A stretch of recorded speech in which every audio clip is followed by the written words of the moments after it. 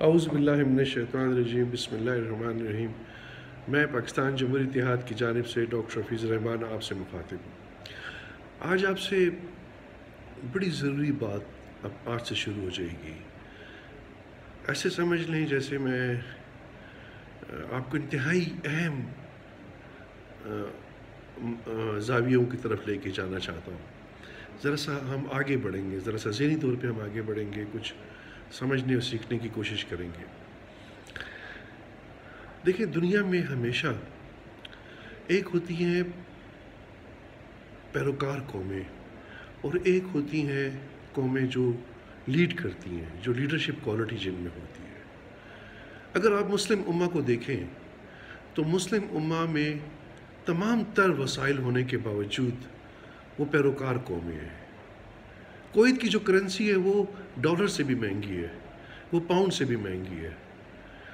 اسی طرح آپ اور ممالک کو لے لیں، برونائی کو لے لیں، آپ سعودی عرب کو لے لیں اور دیگر ممالک کو لے لیں۔ ایک پاکستان مسلم ملک ہے جو کہ غریب ہے، باقی تو ساری مسلم امہ کو آپ لے لیں، وہ تو انتہائی دولت مند ہے، لیکن وہ لیڈ کیوں نہیں کر رہی؟ ایک تو اس پہ غور کرنا ہے، اس کو سمجھنا ہے۔ دوسرا، آپ اس چیز کو سمجھنے کی کوشش کریں کہ آخر وہ کیا وجہ ہے کہ پوری مغربی بیلٹ جو ہے، جتنی مغربی بیلٹ جو ہے جس میں امریکہ ہے، یورپ ہے، یہ کیوں ترقی یافتہ ہے؟ ایسا ان کے ہاتھ میں کیا آ گیا ہے؟ ایسی کیا جادو کی چھڑی ان کے ہاتھ میں آ گئی ہے کہ یہ لوگ جو ہیں تو ترقی یافتہ ہو گئے؟ اس پہ غور کرنا ہے، اس کو سمجھنا ہے کہ ایک طرف تو جن کے پاس دولت ہے، پیسہ ہے، وہ غربت، وہ پیروکار قوموں میں ہیں، ان کی دنیا میں کوئی اہمیت نہیں ہے، ان کی کوئی بات نہیں سنتا، بلکہ ان سے لوگ بات منوائی جاتی ہیں، ان کے پیسے کو استعمال کیا جاتا ہے۔ اور دوسری جانب ہم یہ دیکھتے ہیں کہ وہ قومیں کہ جو چھوٹے چھوٹے ممالک ہیں، ان کے کلچر میں فرق ہے، ان کی زبانوں میں فرق ہے، لیکن ان کے ہاں ترقی کا جو معیار ہے وہ ایک ہی جیسا دکھائی دیتا ہے۔ ایسے لگتا ہے جیسے کوئی ہوا چلی ہے اور سب کے سب ترقی یافتہ ہو گئے۔ ایک تو یہ سوال آپ کے ذہن میں رکھنا ہے، آپ نے اس فرق پہ غور کرنا ہوگا۔ دوسری جو بات میں آپ سے کرنا چاہتا ہوں وہ بڑی امپورٹنٹ بات ہے، جو میں سمجھتا ہوں چابی ہے، کی ہے۔ جیسے ایک بیج ہوتا ہے نا، بیج، اور اس بیج سے ایک پودا نکلتا ہے اور پودا پھر درخت بنتا ہے، اور درخت سے جو ہے پھر وہ مختلف شاخیں نکلتی ہیں۔ بالکل اس طرح آج میں اس سیڈ کی بات کر رہا ہوں، میں بیج کی بات کر رہا ہوں۔ پاکستان جمہوری اتحاد کا یہ کہنا ہے کہ جب تک آپ کے سماجی رویوں میں تبدیلی نہیں آئے گی، آپ کے کھانے پینے، اٹھنے بیٹھنے، سوچنے، رویے میں تبدیلی نہیں آئے گی، اس وقت تک آپ سیاسی حوالے سے، اقتصادی حوالے سے، معاشی حوالے سے، مذہبی حوالے سے، دینی حوالے سے آپ ترقی نہیں کر سکتے، آپ آگے نہیں جا سکتے۔ سماجیات کا انتہائی اہم کردار ہے، آپ کو اپنے سماجی رویوں میں تبدیلی لانی ہوگی۔ اب اس کے لیے دیکھیں، ہم ایسے کرتے ہیں کہ ہم اپنی ہی تاریخ کا سفر کرتے ہیں۔ چلیں ہم چلتے ہیں اسلامی تحریک کی ابتدا میں جاتے ہیں۔ حضور پاک صلی اللہ علیہ وسلم نے سب سے پہلے سماجیات کو ایڈریس کیا، سماجی رویوں پہ بات کی انہوں نے۔ جب ان کے سماجی رویے بہتر ہوئے تو انہوں نے سیاسی قوت بھی حاصل کی، اس معاشرے نے، انہوں نے اقتصادی قوت بھی حاصل کی، انہوں نے دنیا پہ آدھی سے زیادہ دنیا کو انہوں نے فتح کر لیا، صرف اپنے سماجی رویوں کو تبدیل کرنے کے لیے۔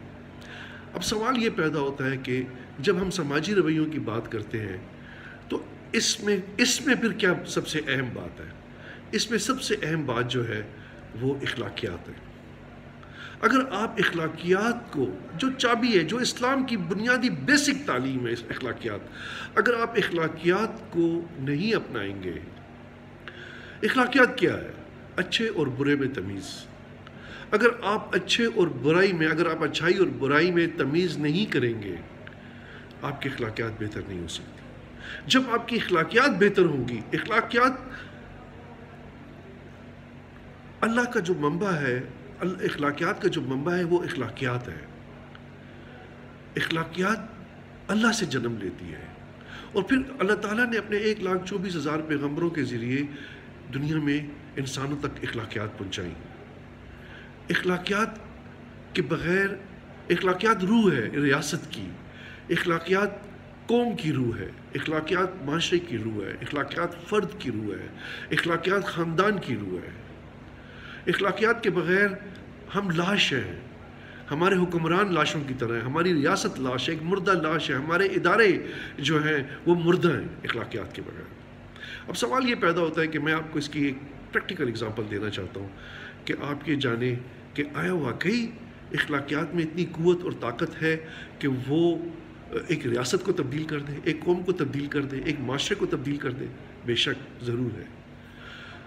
دیکھیں میں آپ کو ایک بات بتاتا ہوں، سب سے پہلے آپ اس چیز کو لے لیں کہ ایک شخص اپنے گھر سے نکلتا ہے اور ایک چوک میں کھڑا ہو جاتا ہے اور پھر لوگوں سے مخاطب ہوتا ہے کہ اے لوگوں، اگر میں تم سے یہ کہوں کہ اس پہاڑ کے پیچھے سے ایک لشکر ہے جو کہ حملہ کرنے والا ہے، تو کیا تم میری بات پہ یقین کرو گے؟ تو مجمع میں سے جواب کیا آتا ہے؟ مجمع سے جواب دیں، ہم کریں گے، آپ امین اور صادق ہیں۔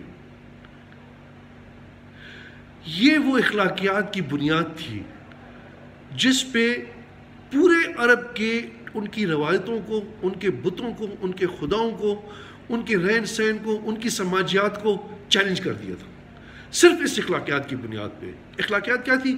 کہ آپ امین ہیں اور صادق ہیں۔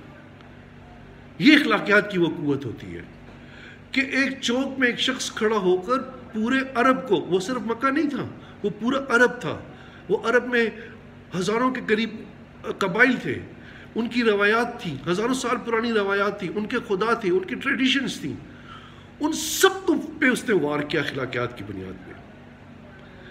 تو اخلاقیات کے بغیر آپ کچھ بھی نہیں ہو۔ میں ابھی اس سبجیکٹ پہ آپ سے آگے بھی بات کرنا چاہوں گا، کیونکہ جنرلی میں بات کر رہا ہوں، پھر آگے بھی بات کروں گا، اور انشاءاللہ تعالیٰ آپ اس موضوع پہ آپ سے بہت زیادہ بات کرنی ہے، کیونکہ یہی موضوع ہے، دراصل ٹاپک ہی یہی ہے، بس یہی ٹاپک ہے، یہ پاکستان جمہوری اتحاد کا بھی یہی ٹاپک ہے، اور یہی موضوع ہے کہ جس پہ آگے آپ سے بات ہوگی۔ اپنا اور اپنا کو خیال رکھیں۔ بہت شکریہ۔